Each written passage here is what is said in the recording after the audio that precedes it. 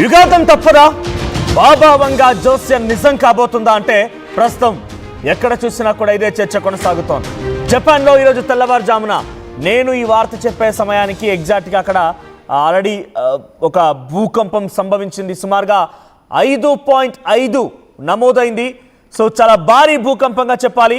So ప్రస్తుతానికి బాబా వంగా మాటలు నిజం కాబోతున్నటువంటి ఒక సిచ్యువేషనే ఇక్కడ కనిపిస్తోంది. బికాజ్ అక్కడ జరిగిన సంఘటనలు ఈ వాదనకి చాలా బలంగా కొంత బలాన్ని సమకూరుస్తుందని చెప్పాలి. జపాన్లో మరోసారి భూకంపం సంభవించింది. తత్సుగో నగరంలో 5.5 తీవ్రతతో భూమి కంపించినట్టు తెలుస్తోంది. జపాన్లో కేవలం 2 వారాల్లోనే 1000 సార్లు భూమి కంపించింది. సునామీ హెచ్చరికలు జారీ చేసింది అక్కడ ప్రభుత్వం. ఐలాండ్లన్నింటి కూడా ఖాళీ చేయిస్తున్నారు అధికారులు. జూలై 5 నుంచి జపాన్లో భారీ భూకంపం రాబోతుందని చెప్పేటువంటి మాటల్ని బాబా వంగా చెప్పుకొచ్చారు. అయితే 3 లక్షల మంది చనిపోతారనే మాటలు కూడా తన హెచ్చరిక రూపంలో జారీ చేశారు. కరోనా, ముంబై దాడులు, 1945 నుంచి 2025 క్యాలెండర్ సేమ్ కావడం పైన కూడా కొంత జనాల్లో ఆందోళన కలుగుతోంది. అయితే ఆ తర్వాత అమెరికా ట్విన్ టవర్స్ కూల్చివేయడం, ఆ తర్వాత అక్కడ జరిగినటువంటి బారాక్ ఒబామా ప్రెసిడెంట్ అవ్వడం, ప్రిన్స్ డియానా మరణించడం, ఇవన్నీ కూడా బాబా వంగా చెప్పిన జోస్యాలకు కొంత నిజరూపం దాల్చాయనేటువంటి వాదన బలంగా వినిపిస్తోంది. కాబట్టి తాజాగా జపాన్లో జరిగినటువంటి ఈ సంఘటనలు కూడా మరింతగా బలం చేకూరుస్తున్నాయి.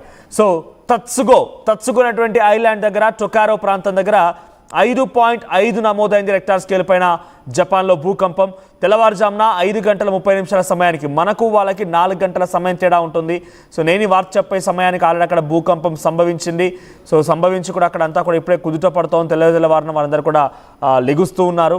సో ఎగ్జాక్ట్గా బహుశా నేను అక్కడ జపాన్ టైమింగ్ పరంగా చూస్తే ఇప్పుడు ఎగ్జాక్ట్గా జపాన్లో టైం అనేది కొంత మనకంటే 4 గంటల ముందు, అంటే అక్కడ టైం ఎలా ఉంటుందో అర్థం చేసుకోండి.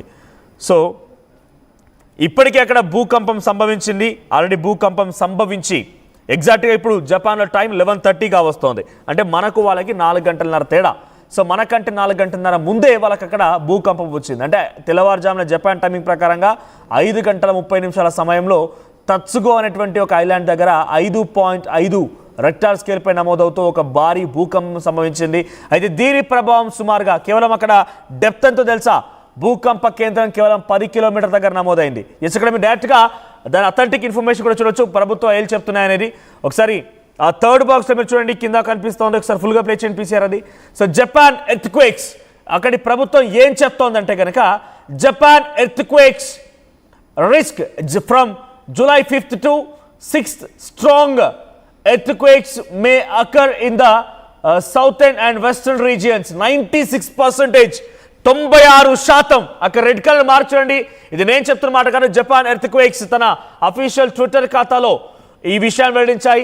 96% చాలా పెద్ద భూకంపం సంభవించే అవకాశం ఉంది. అక్కడి జపాన్ మొత్తం కూడా అతలాకుతలమయ్యే అవకాశం ఉందని చెప్పి హెచ్చరికలు జారీ చేస్తున్నారు. కేవలం ఒక 24 గంటల సమయం మాత్రమే ఉంది. అక్కడి ప్రభుత్వాలు కూడా ఇప్పటికే అలర్ట్ జారీ చేశాయి. అలర్ట్ జారీ చేసి అందరినీ కూడా రంగంలోకి దించుతున్నాయి. సహాయక సిబ్బందిని, రెస్క్యూ ఆపరేటర్ సిబ్బందిని అందరినీ కూడా రంగంలోకి దించుతూ ఉన్నాయి. అయితే ఇక్కడ ఒక విషయం గమనించాలి. బాబా వంగా జోస్యంతో పాటుగా మనం చూస్తున్నాం, 4 రోజులుగా ప్రపంచ దేశాల యుద్ధం జరుగుతున్న క్రమంలో కూడా 1945, 2025 రెండు క్యాలెండర్ కూడా దాదాపుగా సరి సమానంగా పోలి ఉన్నాయి. కాబట్టి 1945లో ఏం జరిగిందనే విషయం మనం పరిశీలిస్తే 1945లో జపాన్లోని ఒక దివి దగ్గర, టొకారా ఐలాండ్ దగ్గర ఈరోజు జరిగిన సంఘటన చేశారా? సో గతంలో జపాన్ 1945లో ఒక భారీ భూకంపం సంభవించింది. సుమారుగా 8.6 తీవ్రతతో ఆ రోజు భూకంపం సంభవించింది జపాన్లో. మక్రాన్, బలూచిస్తాన్లో సంభవించింది ఒక భూకంపం. ఆ తర్వాత జపాన్లో భారీ భూకంపం సంభవించింది. సో జపాన్లో సంభవించినటువంటి భూకంపం 1945 అతిపెద్ద భూకంపం. 8.6 రెక్టార్ స్కేల్ పై నమోదైంది. భూకంప కేంద్రం 11 కిలోమీటర్ల లోతులో భూకంప కేంద్రం నమోదైంది. మికావా ఎర్త్క్వేక్గా చెప్పబడుతుంటుంది దాన్ని. సో మికావా రీజియన్లో ఇది సంభవించింది. జపాన్, సెంట్రల్ జపాన్లోని మికావా రీజియన్ దగ్గర ఎర్త్క్వేక్ సంభవించింది.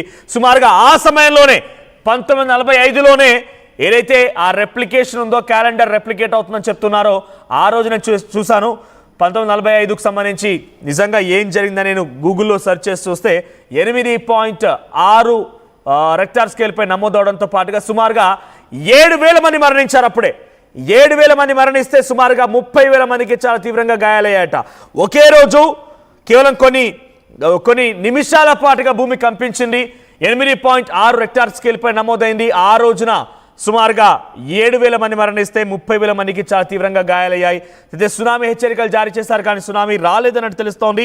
సో సెంట్రల్ జపాన్లో 1945 జనవరి 13న ఈ ఘటన చోటు చేసుకుంది. అయితే ఇప్పుడు దాన్ని రెప్లికేట్ అవుతోంది. 2025, 1945 రెండు కూడా క్యాలెండర్ సేమ్గా ఉన్నాయి, దాదాపుగా సరిపోలుతున్నాయని చెప్పి ప్రపంచ దేశాల చర్చ జరుగుతున్న క్రమంలో ఇప్పుడు మరోసారి అదే విధంగా వస్తుందనేటువంటి అనుమానాలు కూడా ఉన్నాయి. సో బాబా వంగా జోస్యం 1945 క్యాలెండర్ ఈ రెండు తలుచుకొని అంతా కూడా అలర్ట్ అవుతున్నారు.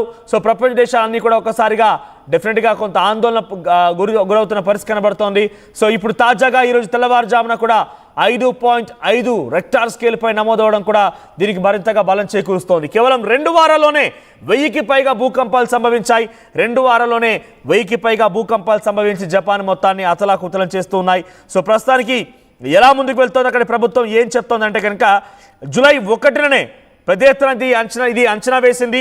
సో మొత్తం మీద భూకంపం సంభవించే అవకాశం ఉందని చెప్పి హెచ్చరికలు జారీ చేసి అక్కడి జేఎంఏ వార్తా కథనాన్ని ప్రచురించింది. ఎర్త్క్వేక్ అలర్ట్గా ఉంది కాబట్టి సునామీ రిస్క్ కూడా ఉంది. సో అక్కడ రెస్క్యూ ఆపరేషన్ సిబ్బంది కానివ్వండి ఎమర్జెన్సీ సిచ్యువేషన్ తలపిస్తోందని చెప్పుకొచ్చారు. ఆ తర్వాత జూలై 3న పక్కగా కన్ఫర్మ్ చేశారు, డెఫినెట్గా వస్తుంది, జపాన్లో ఒక భారీ భూకంపం సంభవించే అవకాశం ఉంది, 3 లక్షల మంది మరణిస్తారని చెప్పి బాబా వంగా జోస్యం నిజం కాబోతోందనేటువంటి ఒక అనుమానం, ఒక భయంతో అక్కడ ప్రభుత్వాలు అలర్ట్గా మారాయి. సో ప్రస్తుతానికి ఈరోజు తెల్లవారుజాము జరిగినటువంటి ఈ భూకంపానికి సంబంధించి పెద్ద ఎత్తున ప్రభుత్వం అలర్ట్గా అయిపోయింది. సో సమీప కాలంలో పెద్ద ఎత్తున భూకంపం సంభవించే అవకాశం ఉందని చెప్పి అఫీషియల్ ట్విట్టర్ ఖాతాలో కూడా వెల్లడించారు. సో జపాన్ ప్రెసిడెంట్ కూడా ఇప్పుడు ప్రస్తుతానికి సౌదీలో ఉన్నారు. జపాన్ ప్రెసిడెంట్ ఆయన ఒక పర్యటనలో భాగంగా సౌదీ అరేబియా చేరుకున్నారు. సౌదీ అరేబియా నుంచి ఆయన ఎప్పటికప్పుడు పర్యవేక్షిస్తున్నారు. కానీ ఈరోజు తెల్లవారుజామున ఆయన జపాన్కి కూడా చేరుకున్నట్టు తెలుస్తోంది. సో షిగేరు ఇషిబా, సో అక్కడ current prime minister of Japan షిగేరు Ishiba తెల్లవారుజామున ఆయన జపాన్ చేరుకున్నట్టు తెలుస్తోంది. ఒకసారిగా అక్కడ ప్రజల్లో ధైర్యం నింపడం కోసం, ప్రజల్లో కొంత మనోస్థైర్యం నింపడం కోసం ఆయన ప్రయత్నాలు చేస్తున్నారు. సో ఏదేం చూసినా అనేక రకాలుగా గమనించండి. ఒకటి బాబా వంగా జోస్యం కొంత ప్రజల్ని ఆందోళన గురి చేస్తోంది, దాని రకంగానే సంకేతాలు కనబడుతున్నాయి. ఆ తర్వాత 1945 క్యాలెండర్ని మన రెప్లికేట్ అవుతోంది అనేటువంటి ఆ ఉదాహరణ తీసుకున్నా కూడా 1945లో కూడా జపాన్లో అతిపెద్ద భూకంపం సంభవించింది, 8.6 తీవ్రతతో నమోదైంది. అయితే చాలామంది దీనిపైన ఎక్స్పర్ట్స్ మాట్లాడుతున్న క్రమంలో జపాన్లో తరచుగా వస్తూ ఉంటుంది, పెద్దగా భయపడాల్సిన పని లేదు. బికాజ్ మనం ప్రతిరోజు ఎర్త్క్వేక్ అప్డేట్స్ తీసుకుంటే జపాన్లో ఏదో ఒక చోట ఏదో ఒక ఐలాండ్లో ఒక చిన్న భూకంపం సంభవిస్తూనే ఉంటుంది, 2.0, 2.5, 3 తీవ్రతతో. కానీ ఈసారి రాబోయేది మాత్రం ఇలా ఉండదు. ఈసారి రాబోయేది మాత్రం ఒక భారీ విధ్వంసానికి దారితీస్తుంది. సునామీ వచ్చే అవకాశం ఉంది. 3 లక్షల మంది చనిపోతారని బాబా వంగా చెప్తున్నటువంటి ఆ యొక్క జోస్యానికి మరింతగా బలం చేకూర్చే విధంగా 96% ద డేంజరస్ ఎర్త్క్వేక్ ఎవర్ అనేటువంటి మాటలు ఏకంగా అక్కడ ప్రభుత్వమే చెప్తోంది. అటువంటి విధంగా అంచనా వేస్తున్నారు. చాలామంది మనం మాట్లాడినప్పుడు కూడా ఎన్జీఆర్ని ఆశ్రయించవచ్చు. ఎర్త్క్వేక్ సంబంధించి అక్కడ అధికారులు ఉంటుంటారు, రీసెర్చ్ అధికారులు ఉంటారు. వాళ్ళు చెప్తారంటే ఆ రీసెర్చ్ అధికారులు చెప్పే డేటాని మీకు చూపిస్తాను నేను. ఆ రీసెర్చ్ ఒకసారి ప్లే చేయండి పీసీఆర్ మళ్ళీ. ఆ రీసెర్చ్ అధికారులు చెప్పేటువంటి డేటాని మీకు ప్లే చేసి చూపిస్తున్నాను. Japan earthquakes 96%. చూడండి ఇక్కడ జపాన్ ఎర్త్క్వేక్స్, ఇది అఫీషియల్గా అధికారులు రిలీజ్ చేసినటువంటి డేటానే 96% అని చెప్పి రెడ్ కలర్తో చాలా పెద్ద ఎత్తున భయాందోళనకు గురయ్యే విధంగా వారు చెప్తున్నారు. 24 గంటల పాటుగా అప్రమత్తంగా ఉండాలి, ఒక భారీ భూకంపం సంభవించే అవకాశం ఉంది, సునామీ హెచ్చరికలు కూడా జారీ చేస్తూ ఈ రకంగా వారంతా కూడా చెప్పడం జరిగింది. చూడండి అక్కడ కనిపిస్తోంది 96%. సో చాలామంది ఎన్జీఆర్ని ఆశ్రయిస్తే ఎన్జీఆర్ఏ చెప్తోంది, అక్కడ రీసెర్చ్ అధికారులు చెప్తారు, ఎర్త్క్వేక్ ఎక్స్పర్ట్స్ చెప్తారంటే ఆ ఎక్స్పర్ట్స్ రీసెర్చ్ అధికారులు అన్నీ చెప్పింది ఈ డేటా. సో చాలా పక్క అథెంటిక్ ఇన్ఫర్మేషన్ మాత్రం మీకు ఆర్టీవీ షేర్ చేసే ప్రయత్నం చేస్తోంది. ఆర్టీవీ పక్క ఆధారాలు 1-2 సార్లు ధృవీకరించుకున్న తర్వాత ఈ వార్త మీకు చెప్తోంది. సో జపాన్లో బాబా వంగా జోస్యం నిజం కాబోతుందట. సో డెఫినెట్గా బాబా వంగా చెప్పిన దాంట్లో గతంలో కొన్ని సాధ్యాసాధ్యాలు ఉన్నాయి, సాధ్యపడినవి ఉన్నాయి, అలానే అసాధ్యమైనవి కూడా ఉన్నాయి. సో కానీ ఇప్పుడు జరిగేటువంటి జపాన్ పరిస్థితి మాత్రం కొంత బలాన్ని సమకూరుస్తోంది.